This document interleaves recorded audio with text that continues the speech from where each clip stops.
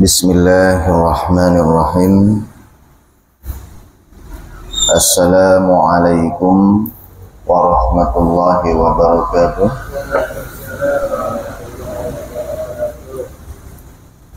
Alhamdulillahi rabbil alamin. Nahmaduhu wa nasta'inuhu wa nastaghfiruh. Wa na'udzu billahi min syururi anfusina wa sayyiati a'malina. May yahdihillahu fala mudilla lahu wa may yudlil fala hadiya lahu. Asyhadu an la ilaha illallah wahdahu la syarika lahu wa asyhadu anna Muhammadan abduhu wa rasuluh. Sallallahu alaihi wa ala alihi wa sahbihi wa sallaman tasliman katsira. Amma ba'du, ingatlah selalu bahwa sebaik-baik perkataan dalam kajian Islam adalah kalamullah, dan sebaik-baik petunjuk adalah petunjuk dan bimbingan Rasulullah sallallahu alaihi wa alihi wasallam. Seburuk-buruk perkara adalah yang diada-adakan di dalam agama, dan semua yang diada-adakan di dalam agama, baik dalam perkara ibadah, lebih-lebih dalam perkara akidah, maka itulah yang disebut dengan bid'ah. Dan setiap bid'ah adalah kesesatan dan menyesatkan, dan setiap kesesatan tempatnya adalah neraka. Kita bersyukur kepada Allah pada malam ini dikumpulkan kembali dalam keadaan sehat walafiat, diguyur oleh Allah dengan rahmatnya, yakni hujan. Sebagaimana Nabi sallallahu alaihi wasallam mengajarkan kepada kita di saat selesai turunnya hujan dengan mengucapkan mutirna bi fadlillahi wa bi rahmatih. Kita diberi hujan karena karunia dari Allah dan rahmatnya. Jadi hujan itu adalah rahmat dari Allah. Apa itu rahmat? Rahmat itu kasih sayang dari Allah Subhanahu wa ta'ala yang patut untuk disyukuri dan hendaknya disematkan di dalamnya husnudzon kepada Allah, ya. Banyak dari kita itu di saat turun hujan seperti ini sudah buruk tanggapannya. Hujan lagi, kayaknya nggak baik kalau hujan, ya. Apalagi kita punya keperluan, punya kepentingan di waktu tersebut, maka sebaik-baik tanggapan dan sikap adalah berharap kebaikan. Nabi selalu mengajarkan dengan berdoa, Allahumma inni as'aluka min khairiha wa a'udzubika min syarriha. Ya Allah, aku meminta kepadamu dengan ini kebaikannya dan berlindung kepadamu dari keburukannya. Kemudian Nabi juga menyampaikan agar kita berdoa saat pertama air hujan itu turun dengan berdoa, Allahumma shayyiban nafi'a, ya Allah semoga hujan ini bermanfaat. Dan hanya orang-orang itulah yang akan mendapat manfaat dari hujan, akan dapat manfaat dari hujan. Adapun yang buruk tanggapannya, sikapnya, maka keburukan pula yang akan didapatkan. Sebagaimana Allah sudah menyampaikan, inni inda dhanni abdi, aku itu adalah sesuai dengan dugaan, keyakinan hamba. Kalau buruk ya buruk, kalau baik ya baik. Jadi jangan lupa dan jangan lalai apa yang Allah turunkan. Jadilah orang yang menanggapinya dengan kebaikan agar kita dapat kebaikan pula. Kita akan melanjutkan kajian tafsir surah Al-Kahfi, dan alhamdulillah sudah sampai pada ayat 45 insyaallah malam ini, mungkin sampai 46 kita akan membacakan tafsirnya. Semoga Allah Subhanahu wa taala memudahkan kita untuk memahaminya, dan semoga tercapai apa yang kita niatkan, yaitu tambahnya iman dan takwa kita kepada Allah Subhanahu wa taala. Mari kita baca. A'udzu billahi minasy syaithanir rajim. Bismillahirrahmanirrahim.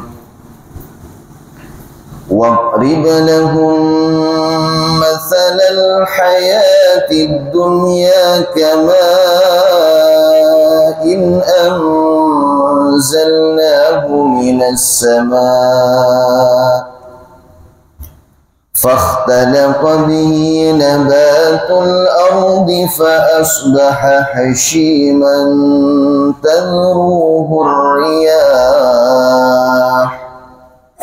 وكان الله على كل شيء مقتدرا المال والبنون زينة الحياة الدنيا والباقيات الصالحات خير عند ربك ثوابا وخير أملا.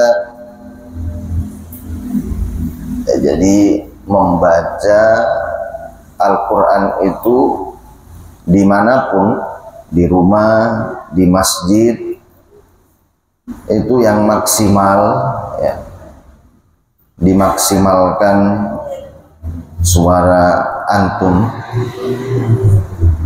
Kalau tidak ada orang sholat ya, jadi dikelaskan, karena kan Allah itu senang mendengarkan bacaan Al-Quran,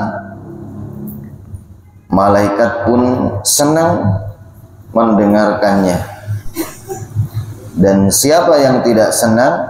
Yang tidak senang itu adalah setan. Maka keraskan. Wadrib lahum, wadrib, dan buatlah. Asalnya doroba itu memukul, kemudian dia dipakai untuk sebagai lafadz, sebagai isti'arah namanya, meminjam kata Doroba itu untuk diartikan buatlah. Lahum bagi mereka masalal hayatid dunya, contoh kehidupan dunia itu, bahwa ia adalah kama'in, seperti air, anzalnahu yang kami turunkan, minal ma'i minas sama'i, dari langit, fakhtalaqa bihi, maka bercampur dengannya, nabatul ardi, tumbuhan-tumbuhan bumi, fa asbaha, kemudian jadilah ia hasyiman, kering dan rapuh. Itu makna hasyiman asalnya, ya, kering dan rapuh. Tazruhur riyah, yang kemudian hancur, berkeping-keping, diterbangkan oleh angin. Tazruh itu diterbangkan angin. Wa kana Allahu, dan adalah Allah itu, ala kulli syai'in, terhadap segala sesuatu, muqtadira, adalah berkuasa.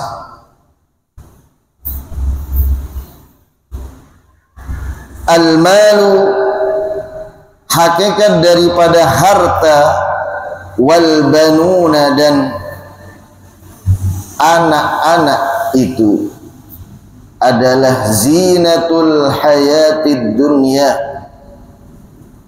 merupakan perhiasan dunia saja. Wal baqiyatu,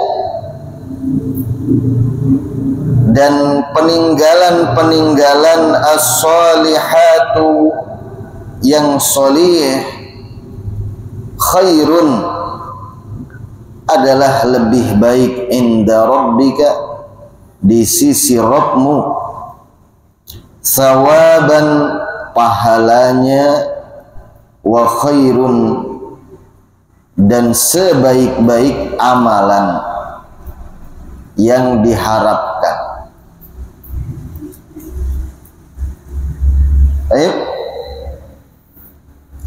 Ayat ini adalah sebagaimana disampaikan, merupakan gambaran dari Allah tentang kehidupan dunia, dimulai kalamnya dengan kata perintah. Siapa yang diperintahkan? Yaitu Nabi Sallallahu Alaihi Wasallam, dan yang mewarisi liman qama biwa risatihi ba'dahu taba'an, bagi orang yang tegak berdiri di dunia ini mewarisi tugas Nabi Sallallahu Alaihi Wasallam, ya. Watrib, buahkan, tadi kita sudah sampaikan asalnya itu adalah apa? Memukul, kata doroba itu. Bisa kita katakan maknanya adalah sadarkan manusia itu dengan suatu permisalan, bangunkan kesadarannya, bangkitkan pemikirannya, gitu. Pukul mereka. Lahum, bagi mereka, masalal hayatid dunya, perumpamaan kehidupan dunia. Kalau secara lafaz hayat beda dengan hayawan. Ya. Secara lafadz hayat itu adalah kehidupan yang tidak sempurna, masih bercampur dengan kesedihan, kegelisahan, perjuangan. Jadi ada bahagia, ada sengsara, ada perjuangan, ada rintangan. Itu namanya hayat. Beda dengan hayawan. Kalau hayawan itu adalah kehidupan yang sebenarnya. Seperti difirmankan oleh Allah, "Wa mal hayatud dunya illa lahu wa la'ib wa innad daral akhirata lahiyal hayawan." Tidaklah ada kehidupan dunia itu kecuali hanya senda gurau belaka dan permainan. Dan sesungguhnya negeri akhirat itulah al-hayawan, yang sebenarnya kehidupan. Makanya digandengkan dengan ad-dunya. Ad-dunya itu asalnya adalah ad-dana wal adna. Ad-dana itu sebentar, adna itu rendah artinya. Kehidupan yang sementara, nggak panjang, dan rendah dia. Lalu dikatakan oleh Allah Subhanahu wa ta'ala, perumpamaan daripada kehidupan dunia itu adalah semisal kami turunkan air dari langit, sebagaimana yang sedang berlangsung, yaitu turunnya air hujan. Fakhtalata bihi nabatul ardh, kemudian dia bercampur, diserap oleh tumbuh-tumbuhan di bumi itu. Ikhtalata nabatul ardh, bercampur dengan tumbuh-tumbuhan bumi. Ini mengindikasikan apa? Sesuatu yang indah ketika dia bergabung dengan yang lain. Itu.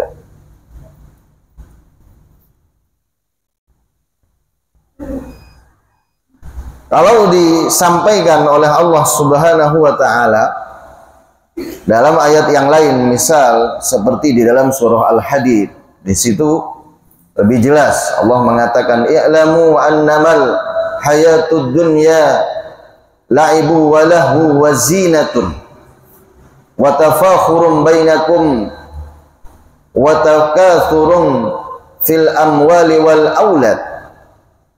Ketahuilah bahwa sesungguhnya kehidupan dunia itu hanya senda gurau dan permainan belaka. Wa zinatun, perhiasan, wa tafakhurun bainakum, saling berbangga di antara kalian. Pertama, dunia itu adalah hal yang paling nampak adalah keindahannya yang dikejar oleh manusia. Makanya lumrah dan fitrah, ya, kalau laki-laki suka kepada perempuan yang cantik parasnya, demikian pula sebaliknya. Seorang saat memilih barang, pilih yang paling bagus nampaknya, yang paling sehat. Kalau makanan paling bersih, itu fitrahnya manusia. Dan itu memang kehidupan dunia dibangun dengan itu. Wa tafakhurun bainakum, saling berbangga di antara kalian. Kita bekerja keras supaya apa? Kehidupan kita lebih mapan, lebih daripada orang lain, yang kemudian kita bisa memperlihatkannya dengan apa? Pakaian kita, rumah kita, kendaraan kita. Itu memang fitrahnya manusia. Kemudian berbangga-bangga dengan itu. Ini loh saya. Wa takatsum fil amwali wal aulad, menumpuk-numpuk harta benda sebanyak-banyaknya. Makanya nggak pernah capek manusia itu, kerja dan kerja terus ya. Semakin dia berhasil, semakin dia tamak terhadap harta benda dunia. Fil amwali wal aulad. Banyak anaknya tentunya. Kama sali waisin a'jabal kuffar wa nabatuh. Sebagaimana tanaman yang kemudian dialiri oleh air hujan, a'jabal kuffar wa nabatuh, yang para petani kemudian di saat tumbuh mereka tanamannya bagus, kagum mereka, bangga dengan itu, senang dengan hasil kerjanya, kan begitu ya. Nah, demikian kehidupan dunia itu seperti tumbuh-tumbuhan, dari kecil sampai besar. Pertama ketika masih muda, tanaman ketika masih pertama tumbuh itu indah dan menyenangkan. Demikian pula manusia ya, ketika dia baru lahir sampai usia balita, kemudian remaja ya, menjadi anak-anak, lalu remaja, lalu dewasa. Ini pertumbuhannya luar biasa menyenangkan kan ya. Masih anak kecil lucu, capek ketika kita pulang kelihatan anak senang dan bahagia, hilang rasanya capeknya. Kemudian waktu usia balita dia bisa kita ajak bergurau, bercanda, tanya segala macam yang tidak diketahui oleh dia, bahkan hal-hal yang tidak penting, penasaran, senang, menyenangkan. Lalu tumbuh dia menjadi remaja, kelihatan keindahannya ya. Yang waktu masih remaja, perempuan dan laki-laki terlihat tampan parasnya, perempuan cantik parasnya, kulitnya masih halus. Demikian menyenangkan. Lalu tumbuh dan tumbuh, pada akhirnya apa? Nanti tua juga. Ketika sudah tua, di atas 50 tahun, yang cantik, yang jelek ya, waktu masa remajanya, ketika sudah 50-60 tahun semuanya sama ya kan? Sama semuanya. Ketika sudah usia tua, nggak ada yang cantik, nggak ada yang tampan. Itulah kehidupan dunia yang hanya sementara pada asalnya. Dia tidak lama, keindahannya itu tidak lama, sebagaimana dijelaskan oleh Allah Subhanahu wa taala di sini. Ya. Dia tumbuhnya, keindahannya itu hanya sementara saja. Dengan berjalannya waktu nanti fa asbaha hashiman, dia kemudian menjadi kering, rapuh. Lalu tadruhu riyah, hancur diterpa oleh angin. Hanya kemudian ketika sudah habis, hilang, hancur, jadi cerita. Bahkan seolah-olah tidak pernah ada di dunia ini. Kita kakek kita yang kelima dulu, ingat nggak siapa? Ada yang tahu? Paling pol orang yang hafal nasab itu cuman berapa? 7 sampai 10. Terus kemudian ke atasnya banyak yang keliru sudah. Makanya banyak penentangan ketika kemudian ya Habib lebih banyak di Indonesia ini kan ya. Kok bisa itu loh. Habibnya banyak, keturunannya nabinya banyak di Indonesia ini. Padahal di negara-negara yang lain kadang hampir tidak ada yang dekat dengan Arab. Terlihat di situ kalau penduduk Indonesia itu mudah ditipu, ya kan? Nah, itu kehidupan dunia dijelaskan oleh Allah Subhanahu wa taala. Hakikatnya dunia itu seperti itu, keindahannya sebentar. Betapapun kamu kagum dengan pertumbuhan kehidupan di dunia ini, semuanya habis dan hancur hilang.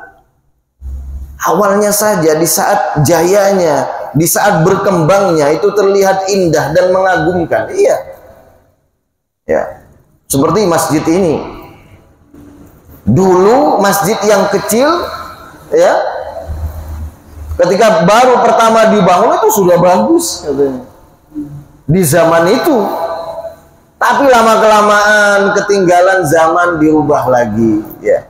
Jadikan besar seperti ini. Nanti kelama-kelamaan mungkin berapa puluh tahun lagi, 50 sampai 100 tahun lagi, pengen yang lebih besar lagi, yang lebih bagus lagi,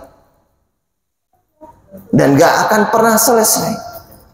Seolah-olah perjuangan orang-orang yang pertama itu gak ada gunanya, seolah-olah seperti itu.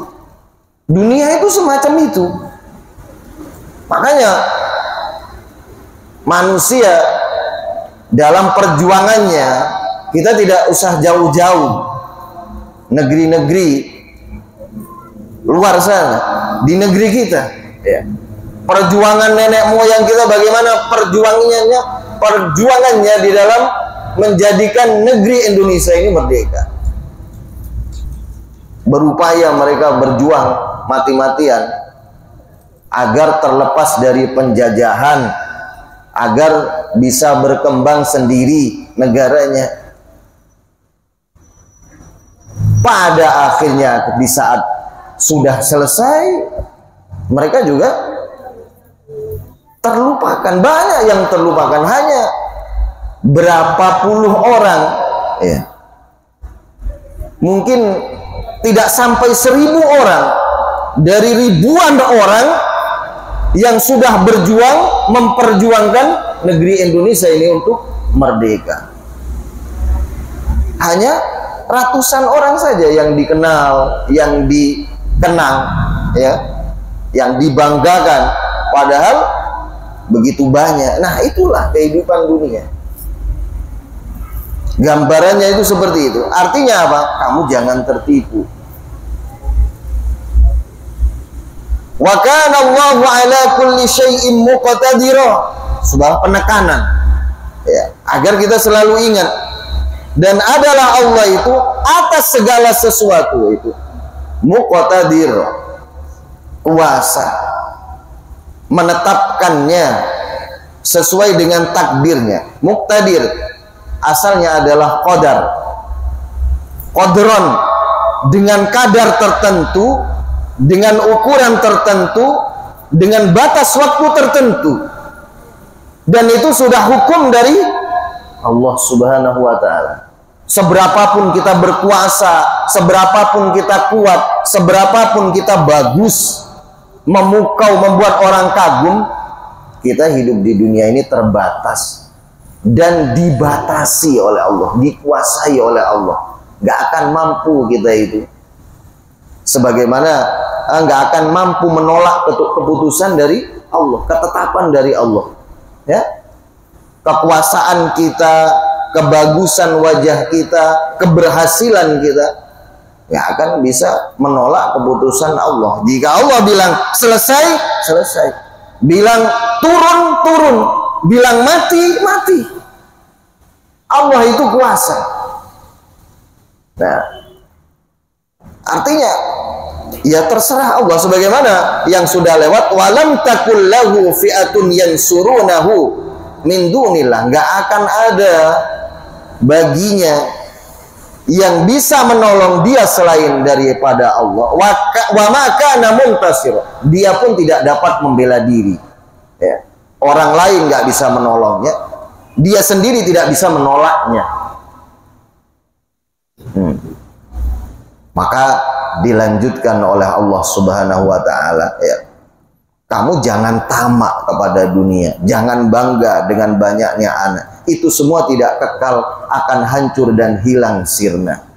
Al-malu wal banuna zinatul hayatid dunya.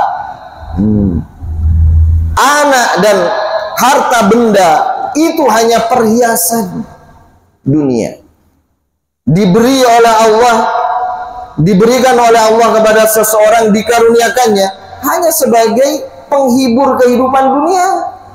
Itu zina, perhiasan dunia. Kamu punya anak yang banyak, semuanya berhasil, tampan-tampan, cantik-cantik, ya kan? Ya, semuanya itu hanya sementara saja. Bisa saja di pertengahan sebelum mereka menikah mati semuanya. Apa yang bisa kamu banggakan? Harta juga seperti itu. Harta benda yang banyak, ya, bisa kamu menikmati sampai akhir hayatmu. Bisa jadi di pertengahan kehidupanmu, ya, 2/3 dari kehidupanmu harta itu sudah habis. Misal umur 40, 50, kamu awalnya dari kecil sampai besar kaya, tapi kemudian bangkrut, habis. Itu perhiasan dunia. Dia katakan zina itu karena tidak lama. Coba sekarang antum beli emas, ya, paling bagus, paling mahal, 20 tahun kemudian, 20 tahun kemudian dia pasti akan dijual dan ditukar.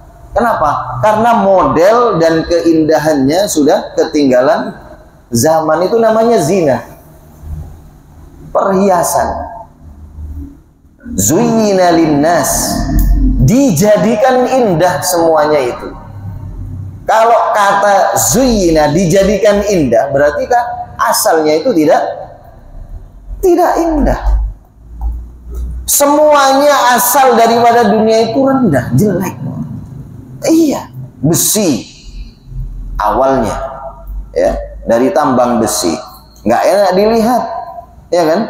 Awalnya nggak enak dilihat, kemudian dibeli oleh antum karena sudah dibentuk menjadi mobil yang bagus, ya. Lama kelamaan hancur lagi, kembali untuk bagus lagi, didaur ulang, diselep lagi. Jadi hakikatnya seperti yang dikatakan oleh Allah, laibun walahun, permainan dan senda gurau belaka. Bahkan yang lebih miris dan menyedihkan, ya, seperti yang sering Anda contohkan, orang bermimpi atau bercita-cita pengen punya mobil yang paling bagus, dia nabung. Setelah sukses, berhasil, tabungannya banyak, apa yang dia pengen dapat terbeli, ya, baru dikendarai 100-200 meter dia kecelakaan, pesok mobilnya, kakinya dia patah. Perjuangannya bagaimana? Ada seorang anak, ya, yang diimpikan oleh orang tuanya semata wayang. Dari lahir dia sudah dijanjikan sebagai pewaris utama, ya kan? Sehingga dia dirawat bagaimana supaya sehat, disekolahkan bagaimana supaya pandai dan pintar. Sehari sebelum dia menerima kabar kelulusannya, kecelakaan, meninggal. Seolah perjuangan orang tua dari kecil sampai besar sia-sia, ya kan? Itu kehidupan dunia. Al-mal wal banuna zinatul hayatid dunya. Demikian perjuangan seseorang mengukir sejarah. Semuanya sementara, nggak lama. Jadi kehidupan kita ini di dunia ini hanya mengisi waktu sementara.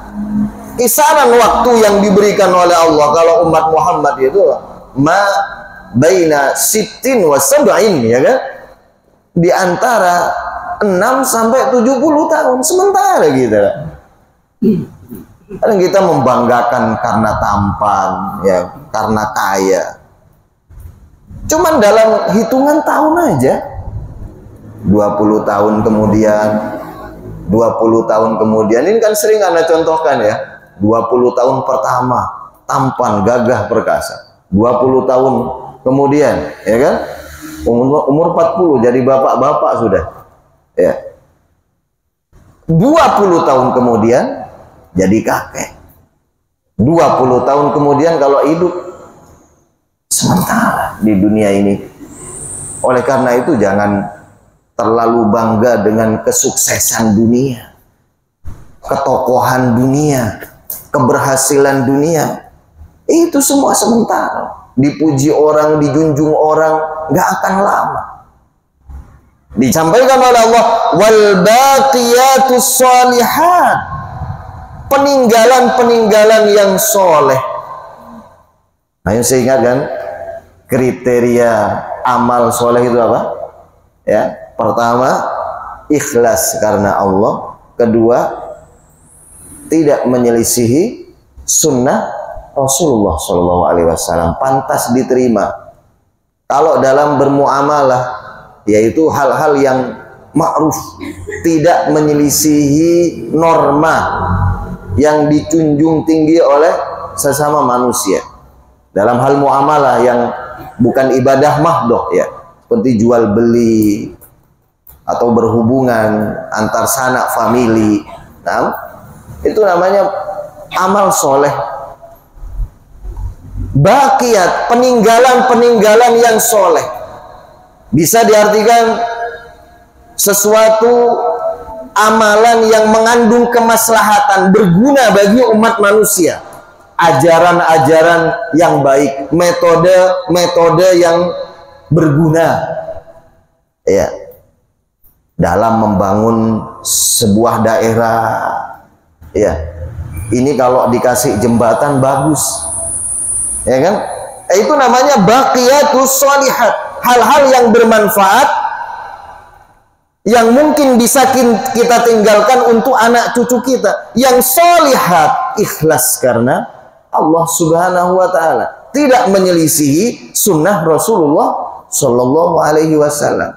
Khairun, itu lebih baik daripada kamu hanya berbangga-bangga dengan dunia, menumpuk-numpuk harta, ya, bermewah-mewahan dalam kehidupan dunia, berfoya-foya, beli baju yang paling mewah, yang paling bagus, ya, mobil yang paling mewah, yang paling bagus, rumah yang paling megah dan paling besar. Daripada itu semua, nah ini dia, harta dan anak itu hanya sementara, habis. Tapi baqiyatus sholihat, amal yang soleh.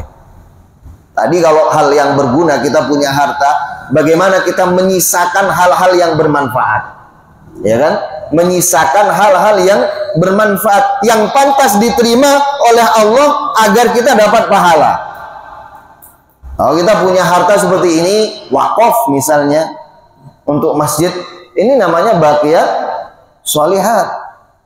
Kalau kita tidak bisa dengan amal-amal yang soleh, kata Ibnu Abbas, as-shalawatul khamsu minal baqiyatis sholihat, sholat 5 waktu itu adalah bagian daripada baqiyatus sholihat, peninggalan yang bermanfaat. Dikatakan peninggalan itu warisan yang turun-temurun bisa kita ambil pahalanya, Pak. Pahala yang terus mengalir. Antum jangan sedih tidak bisa nyumbang masjid karena miskin misalnya, ya. Kita kan kadang, apa yang bisa saya sumbangkan? Nggak ada. Cukup sholat terus di situ jamaah, itu sudah menyumbangkan sesuatu yang bermanfaat untuk diri antum. Nah, jadi orang yang soleh itu dapat doa. Antum tidak punya anak, tidak harus anak yang mendoakan antum. Iya, bukankah Nabi Shallallahu Alaihi Wasallam sudah mengajarkan kita tiap sholat, kalau kita jadi orang soleh, kita masuk di dalamnya, assalamu alayna wa ala ibadillahi as-sholihin. Kita masuk di dalamnya, menjadi orang-orang yang didoakan terus menerus. Ini kata Nabi Shallallahu Alaihi Wasallam, ya, ketika engkau membaca doa itu, maka tersampaikan doamu kepada orang-orang yang soleh sebelummu, kemudian di zamanmu, kemudian orang-orang setelahmu. Jadi semuanya. Jadi tidak harus kemudian kita meninggalkan sesuatu itu kalau bisa. Ya, sesuatu yang secara fisik kalau bisa, kalau tidak bisa dengan amal kita yang soleh, itu kita sudah punya baqiyat as-sholihat, peninggalan yang soleh. Nah, dan baqiyat as-sholihat ini kan amalan secara rahasia bisa, tapi secara zahir kita itu mungkin secara tidak sengaja diajarkan. Makanya di dalam syariat itu ada ibadah yang disembunyikan, rahasia, ya, ibadah hati, ibadah kita di saat menghadap kepada Allah di malam hari, ya, sedekah tanpa diketahui oleh tangan kiri, maksudnya sembunyi-sembunyi. Ada syiar-syiar yang harus dinampakkan, seperti azan, sholat berjamaah, ya kan? Tentunya kita keluar dari rumah dengan pakaian orang yang bertakwa, tentunya itu kan nampak oleh manusia. Tanpa sengaja kita diperintah bagaimana? Khudzu zinatakum inda kulli masjidin. Pakailah perhiasanmu, yakni berpakaianlah yang bagus dan rapi. Itu loh. Pakai wewangian, harum-haruman, parfum yang sekiranya ketika kamu lewat, orang, oh, si fulan lewat, dia mau sholat. Tanpa sengaja kadang perbuatan kita ini mengingatkan orang lain, orang-orang di jalan, ya kan? Oh, si fulan berangkat. Dia kadang dalam hatinya terbesit, kapan ya saya bisa seperti dia? Suatu saat ketika sudah nyantol hidayah, antum penyebabnya tanpa disengaja. Itu namanya baqiyat as-sholihat. Bisa jadi dia bercerita kepada anaknya, bapak dulu sesungguhnya orang yang gak rajin ke masjid, tapi karena lihat si fulan, dia tiap hari ke masjid, akhirnya bapak mau sholat di masjid. Dakwah secara tidak disengaja. Ini namanya baqiyat as-sholihat. Itulah yang patut dibanggakan oleh seseorang. Nah, ini tadi disampaikan oleh Allah Subhanahu wa ta'ala, walaupun hakikat kehidupanmu itu sementara, tapi kamu bisa mengisi dunia ini selamanya sampai kiamat ditegakkan oleh Allah. Pahalamu akan tetap mengalir, meninggalkan amal-amal yang soleh, yang patut oleh Allah Subhanahu wa ta'ala diberikan pahalanya untukmu. Khairun, lebih baik, bukankah itu? Ya kan? Lebih baik dalam artian itu tidak sementara, kehidupanmu sebentar, tetapi amalmu selamanya. Makanya penting bagi kita itu untuk mengamalkan amalan-amalan, berusaha untuk menjadi orang yang soleh, orang yang istiqomah di atas sunnah Nabi Shallallahu Alaihi Wasallam. Bertahannya kita di atas sunnah akan menjadi apa? Contoh bagi orang lain.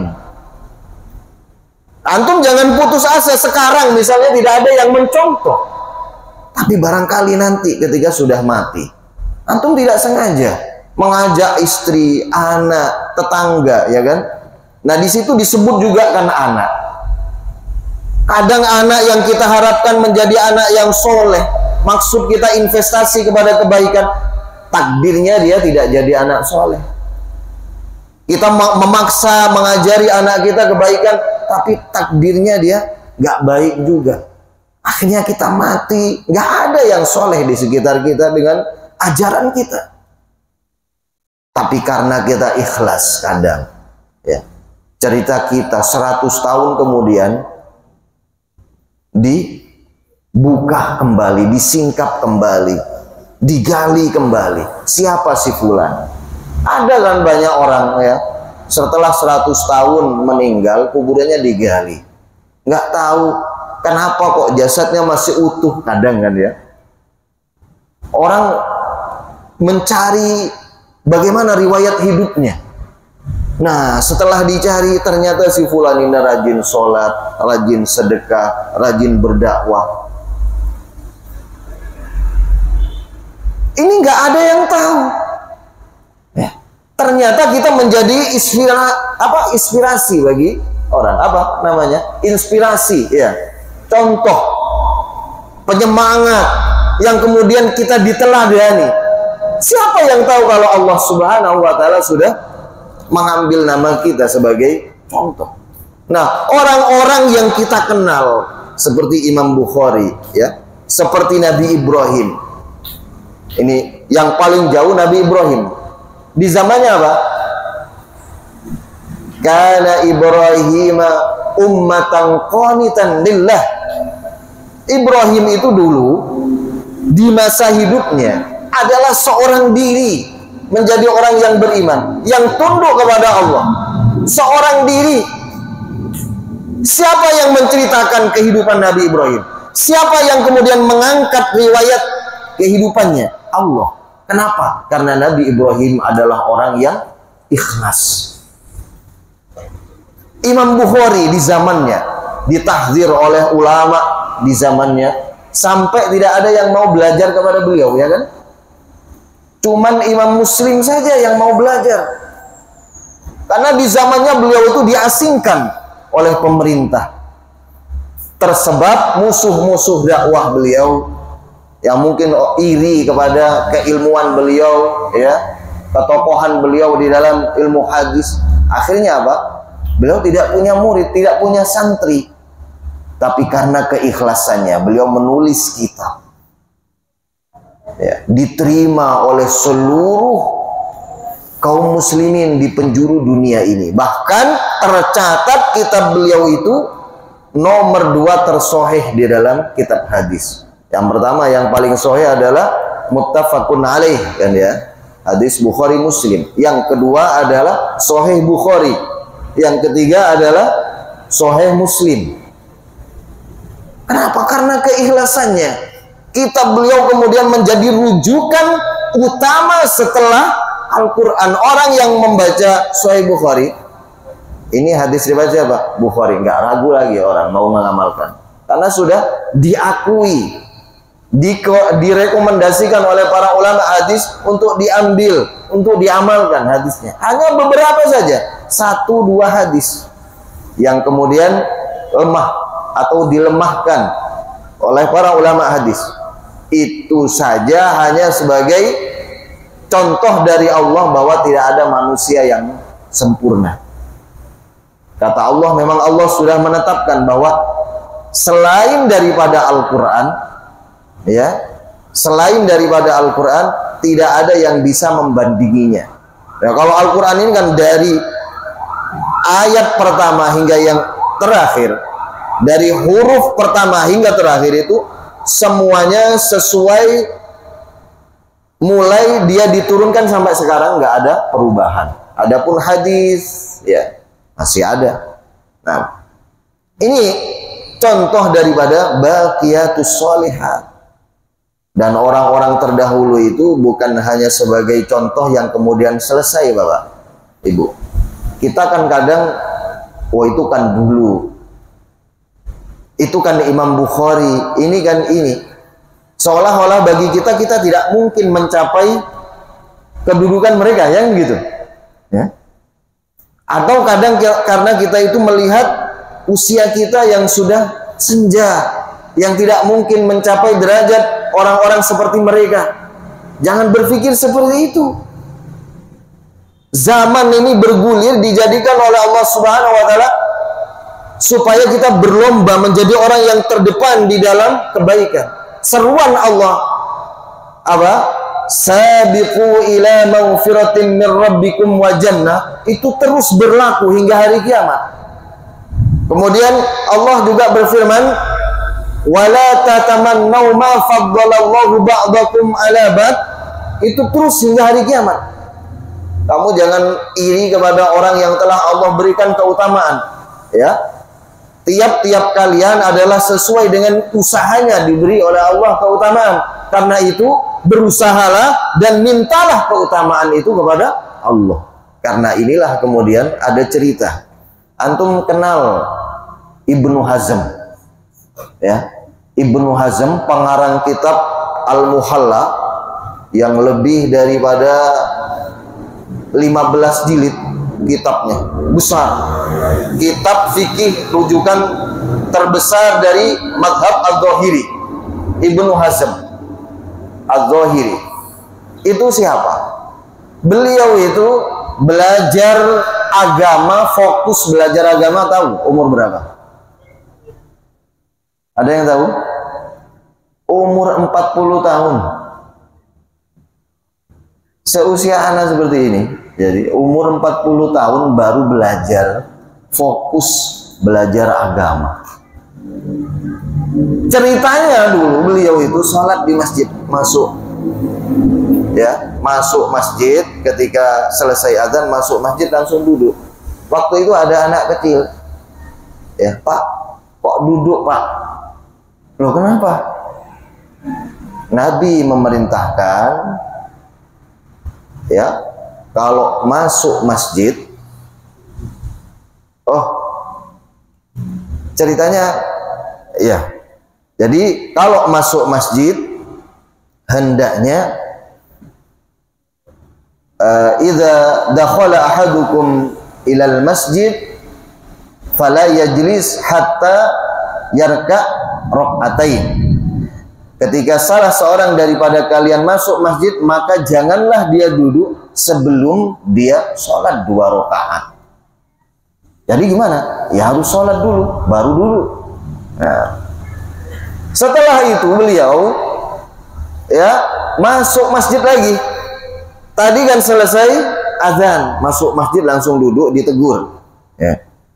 Ini masuk masjid waktu selesai asar, selesai sholat asar. Enggak masuk masjid, selesai sholat asar, beliau itu sholat 2 rakaat. Kemudian ditegur oleh anak-anak lagi. Pak, kok sholat setelah sholat sunnah, setelah sholat asar, Pak? Loh, kenapa? Nggak boleh, Pak. Dilarang sholat sunnah dalam 3 waktu. Yaitu pertama, setelah sholat subuh. Yang kedua, di saat matahari pas di kepala. Yang ketiga, di saat selesai sholat asar. Jadi nggak boleh. Nggak boleh. Kata beliau, ya, kok saya serba salah. Masuk masjid langsung duduk, ditegur kenapa nggak sholat. Masuk masjid langsung sholat, ditegur kenapa sholat. Ditegur oleh anak-anak lagi, ya. Sementara saya sudah bapak-bapak, malu rasanya. Akhirnya semenjak itu beliau belajar. Dengan kesungguhannya, beliau diangkat oleh Allah menjadi imam besar. Imam Al-Zahiri punya kitab yang besar, punya kitab sejarah, punya kitab bahasa, punya kitab usul fikih. Nggak ada kemudian penghalang bagi seseorang itu untuk bisa, ya kan? Seperti antum gini bisa. Jangan pernah putus asa untuk berbuat sesuatu yang bermanfaat bagi kehidupan antum. Makanya Nabi Shallallahu Alaihi Wasallam pernah berpesan, walaupun misalnya seseorang itu tahu umurnya sudah tidak panjang lagi, ya kan? Besok sekiranya dia meninggal, sekarang bisa dan sempat untuk menanam pohon yang kemudian dengan harapan buahnya bisa dipetik oleh orang-orang yang datang setelahnya. Lakukan, karena itu adalah suatu amal kebaikan. Itulah yang juga disebut sebagai al-baqiyatus sholihah, ya. Kemudian kata Allah Subhanahu wa taala, kurang berapa menit ini? Kurang 5 menit ya. Bentar ini. Khairun inda rabbika sawaban. Lebih baik di sisi Tuhanmu sebagai tempat kembali. Ini sebagai imbal balik dari harta benda dan anak, ya kan? Siapa yang tidak berharap dengan banyaknya harta, dengan banyaknya anak banyak, ya kan? Maksudnya kita punya harta supaya nanti di masa tua tidak bingung dan tidak sulit kehidupannya, ya kan? Maksudnya dengan anak yang banyak supaya nanti kalau mati ada yang mau menguburkan, mengurus jenazah kita, mengajak orang untuk apa? Mengurus kita, menolong kita. Siapa kalau bukan anak? Orang lain kadang masih mikir-mikir gitu kan. Tapi kata Allah, baqiyatus sholihat itu lebih utama, lebih baik. Wa khairun amala, dan sebesar-besar harapan. Banyak orang berharap kepada orang tuanya dengan berjuang menjadikan sukses anak-anaknya, tapi ketika dia sakit anaknya tidak ada. Ketika dia mati anaknya tidak datang, tidak hadir bahkan. Ya. Dan pahala dari Allah Subhanahu wa ta'ala dari kebaikan yang kita perbuat itu lebih besar, lebih menjanjikan. Makanya baqiyatus sholihat ini terus bergulir nanti, contohnya hingga akhir daripada tafsir surah Al-Kahfi ini diberikan contoh oleh Allah Subhanahu wa ta'ala. Seperti nanti bagaimana orang yang soleh itu karena kesolehannya hartanya pun dijaga oleh Allah untuk anak-anaknya, ya, karena kesolehannya nanti anaknya pun dijaga oleh Allah menjadi anak yang soleh nanti ketika besarnya. Jadi bukan karena harta, karena kekuasaan seseorang itu akan dijaga oleh Allah kesejahteraan hidupnya, akan dijamin oleh Allah kematiannya, tapi karena amal soleh kita sendiri, ya. Itu maksudnya. Jadi dari ayat-ayat ini maksudnya adalah bahwa amal kitalah yang akan menyelamatkan kita di dunia dan menjaganya. Amal kitalah yang akan menyelamatkan kita di akhirat dan menjaga kita. Ya. Adapun harta benda dan anak-anak kita akan habis dengan berlalunya masa. Insya Allah ini tafsir dari dua ayat dari surah Al-Kahfi ini. Ada pertanyaan? Mungkin? Tafadhol. Bismillah.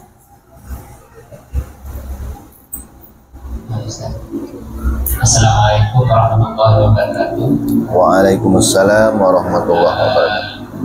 Di masjid di kampung saya itu ada salah seorang imam dari beberapa imam yang ada. Nah itu bacaan Fatihahnya itu seperti yang dibaca serampangan itu.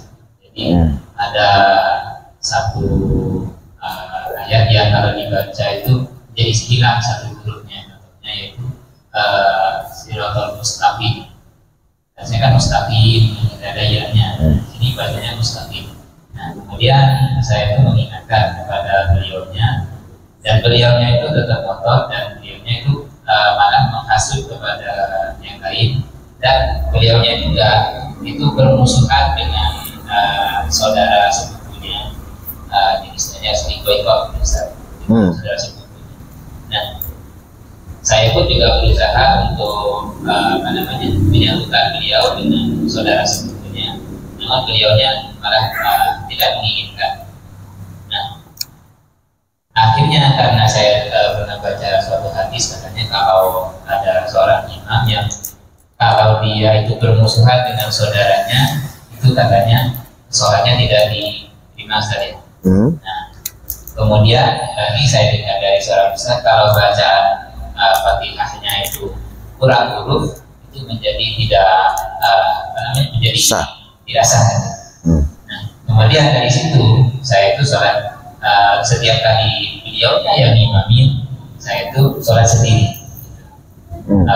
Pokoknya setiap kali beliau yang imamin, akhirnya saya jadi sholat sendiri, jadi memisahkan diri. Nah, apakah yang demikian ini salah atau tidak? Dengan saya memisahkan diri. Tapi saya tidak membenci beliau, jadi tetap setiap kali ketemu saya tetap menyapa, walaupun saya sedikit hasil oleh beliaunya kepada yang lain. Beda di antara teman-teman itu, sebagian ada yang tidak menyukai saya gitu. Tetapi saya tetap kepada semuanya itu tetap tidak ada kebencian sedikit pun. Nah, cuma kalau sholatnya, karena saya khawatir tidak sah, jadi saya itu memisahkan diri, khusus ketika beliaunya yang imami. Nah. Waalaikumsalam warahmatullahi wabarakatuh. Ya. Ada hadis dari Abu Hurairah radhiyallahu anhu dalam riwayat Imam Bukhari pada nomor hadis 694 ya, bahwa Nabi SAW bersabda, yusalluna lakum fa in asabu falakum wa in akhtau falakum wa alaihim. Ya. Mereka sholat bersama kalian. Kalau mereka itu benar sholatnya, maka kalian juga diterima sholatnya. Tapi kalau mereka salah sholatnya, maka kalian tetap dapat pahala dari sholat kalian, artinya sah, tapi dosa bagi mereka. Artinya mereka ya dianggap tidak sah sholatnya dan kacau itu. Nah, ini adalah bagian daripada apa yang disampaikan oleh Nabi SAW. Jadi beribadah, bermakmum kepada orang yang terlanjur diangkat oleh masyarakat sebagai imam, namun dia punya kesalahan di dalam sholatnya, di dalam pengamalan hidupnya seperti tadi dengan keluarganya, tetapi dia tetap jadi imam, ya kan? Artinya masih banyak orang yang setuju untuk dia jadi imam, maka tidak mengapa sholat di belakang mereka, jadi tetap sah, ya tetap sah. Cuman kalau bersikap ya beda. Kita misalnya sikap menyikapi orang yang sudah dinasehati, tapi dia tetap ngotot dengan kesalahannya. Nah ini ya akibatnya seperti antum tadi, antum akhirnya diboikot dan orang-orang dihasut untuk musuhi antum. Ketika antum kemudian menyikapi perbuatannya dengan sholat sendiri di situ, ya. Atau ketika dia jadi imam, antum misalnya mundur. Nah, sebagai pembalasan dari sakit hatinya, dia akan melakukan itu, ya. Nah, itu wajar. Apa yang dia lakukan itu wajar. Jadi di dalam hal ini, yaitu adalah pilihan sikap dari antum, tidak masalah selama tidak menghancurkan kehidupan antum, tidak masalah. Misalnya itu hanya permusuhan, itu hanya ada antara antum dengan dia, tapi kalau kemudian permusuhan itu berakibat kepada keluarganya antum dan seterusnya, nah itu tidak baik. Yang penting ya tetap sholat di belakangnya dan berdoa semoga nanti ada jalan dia diganti oleh orang gitu. Ini makanya Nabi SAW memberikan solusi seandainya seseorang itu sudah tidak bisa, sementara dia sholat jamaah itu kan wajib, ya kan? Dia harus sholat jamaah, tapi dia tidak bisa karena kondisi imamnya seperti ini, bagaimana? Maka tetap kamu dapat pahala dan sah sholat dia sendiri yang kemudian tidak sah sholatnya, ya. Akibatnya itu. Dan sesungguhnya seseorang itu dihukum adalah sesuai dengan keilmuannya, ya kan?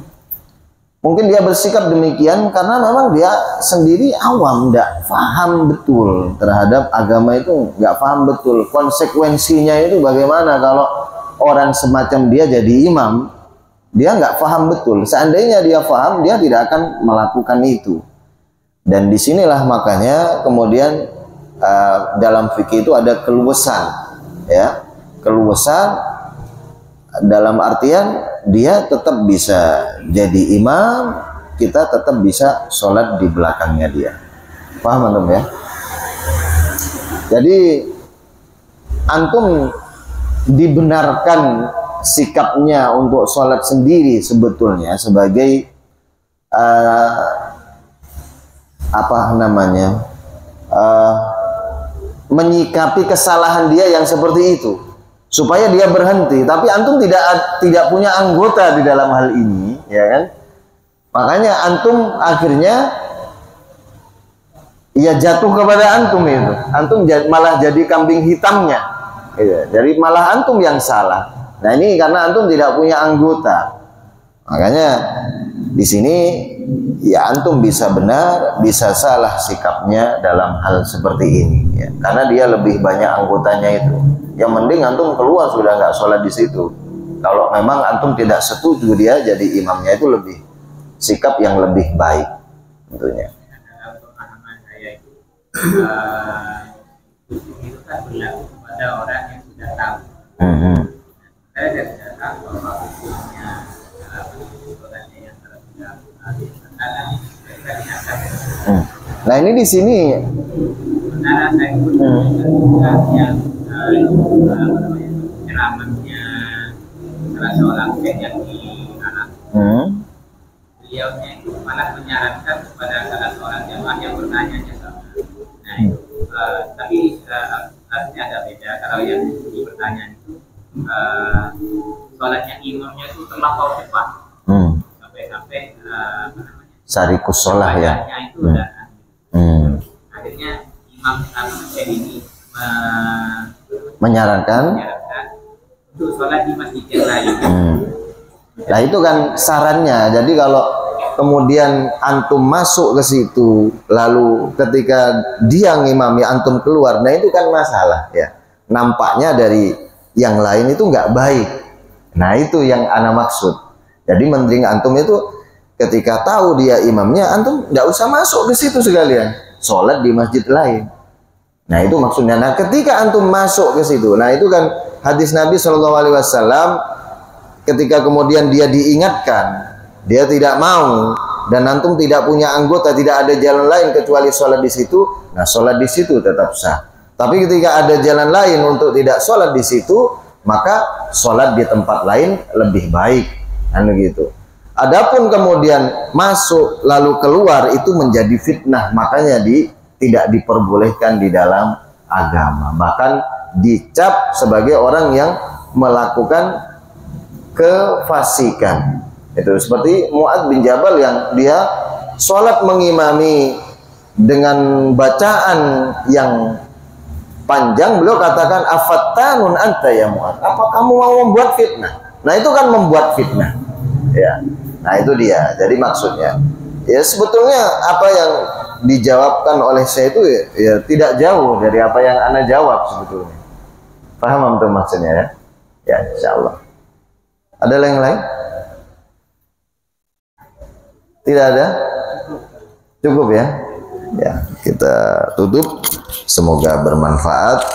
Subhanakallahumma wa bihamdika asyhadu an la ilaha illa anta astaghfiruka wa atubu ilaik. Assalamualaikum warahmatullahi wabarakatuh.